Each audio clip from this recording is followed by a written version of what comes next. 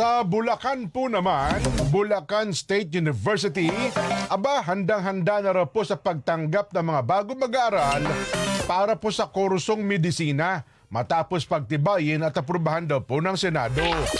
Si Nori Fidel magbabalita. Nori?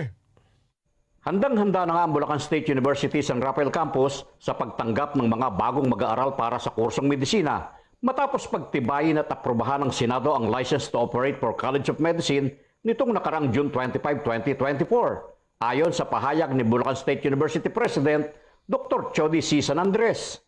Ito ay inapruban last June 25, 2024. Malaking tulong ang College of Medicine na pinagkaloob din sa atin ng tulong ng at ang mga butihing senador ng ating bansang Pilipinas bilang tugon kung papaano makatutulong ang Bulacan State University na makalika at makapag-produce ng magagaling na doktor.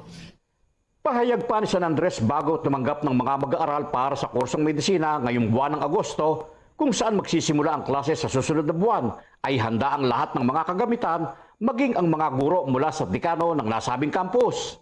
Bago kami magbukas ng College of Medicine, kinakailangan meron kaming complete facilities, building, laboratories, and the complete set of faculty members and the dean, which is we are now ready because we are in the process of inviting our student to take exam or entrance exam, at nakaagapay dito ang Bulacan State University. At katulad na nasabi ko, mula August at Setyembre ay tatanggap kami at mag-uumpisa na ang klase ng College of Medicine. Paalala naman ni San Andres sa mga bago mag-aaral dahil ito ay libre base sa pinagtibay na batas ang Doktor para sa Bayan Act under Republic Act 11509, kasabay ang kanyang pasalamat sa mga senador at kay Pangulong Bongbong Marcos. Na ito ay libre dahil nga sa tinatawag na Doktor sa Bayan Act.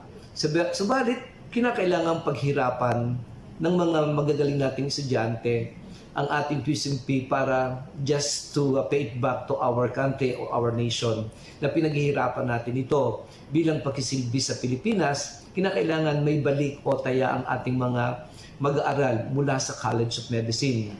Nori Fidel, para sa 100% balita.